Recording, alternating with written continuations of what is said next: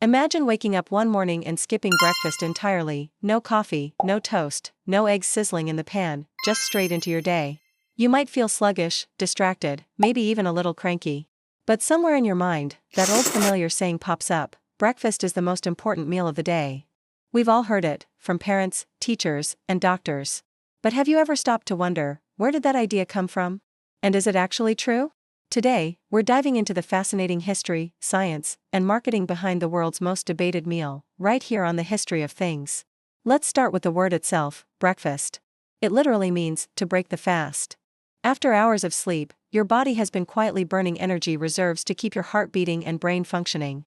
That first meal of the day ends the fasting period, but for much of human history, it wasn't seen as important at all. In ancient Rome, breakfast was almost frowned upon. The Romans believed that strong, disciplined people ate only twice a day. Morning meals were seen as indulgent, something for children, laborers, or soldiers who needed quick energy. The rich and powerful waited until later in the day to eat, believing restraint showed strength. But as society changed, so did breakfast. During the Middle Ages, farmers and craftsmen who worked from sunrise needed energy early. Their breakfast was simple: bread, cheese, maybe some ale or soup. Nothing fancy, just fuel for hard labor. Still, it wasn't a celebrated meal, it was purely practical. Then came the 17th and 18th centuries, and with global trade came coffee, tea, and chocolate. Suddenly, mornings became more social. Breakfast wasn't just about eating, it was about comfort, conversation, and even sophistication. A hot drink and a slice of bread became the start of the day for people across Europe. But the real revolution happened in the 1800s with industrialization. People worked long hours in factories and cities, and breakfast began to take on new meaning. Enter health reformers like John Harvey Kellogg, who promoted clean living and simple, pure foods. He believed greasy or heavy breakfasts were bad for the body and soul, so he created cornflakes.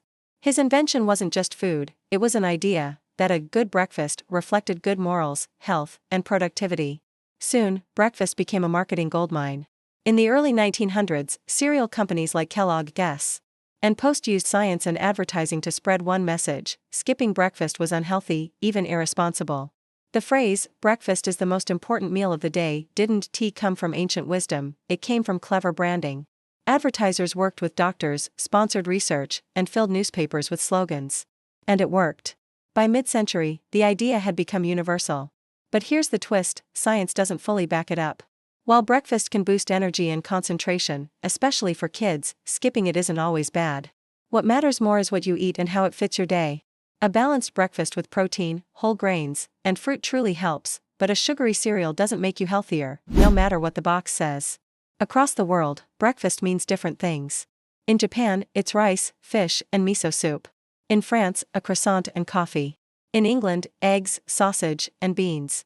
Each culture defines it differently, but one thing remains the same: breakfast sets the tone for the day, both physically and symbolically. So, is breakfast really the most important meal of the day? Maybe not scientifically, but historically and culturally, it's definitely the most meaningful. It's a ritual, a tradition, and a story told every morning, one meal at a time. Thank you for watching the History of Things. If you enjoyed this video, don't forget to like, subscribe, and share your thoughts in the comments below. And remember, the next time you pour your cereal or sip your coffee, you're not just eating breakfast. You're taking part in centuries of history.